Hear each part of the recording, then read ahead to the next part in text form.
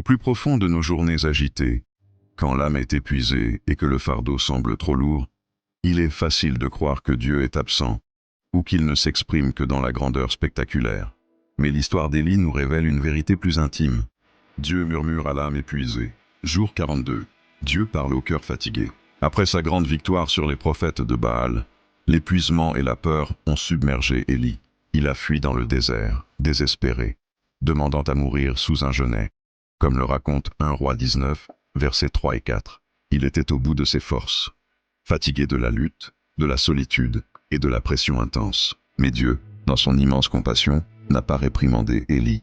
Au lieu de cela, il l'a nourri. Un ange lui a apporté du pain et de l'eau, lui redonnant la force de continuer son chemin jusqu'à la montagne de Horeb. Dieu a pourvu à ses besoins physiques avant même de lui parler. Il prend soin avant de corriger. C'est là, sur la montagne, qu'Élie a cherché la voix de Dieu. Il y eut un vent violent qui fendait les montagnes, un tremblement de terre, puis un feu, des manifestations de puissance qui auraient pu écraser l'esprit déjà fragile d'Élie. Mais Dieu n'était pas dans le bruit, dans le spectacle. Il a choisi un autre chemin. Il y eut un murmure doux et léger. C'est dans ce silence, cette douce brise que Dieu a parlé à Élie, à son cœur fatigué.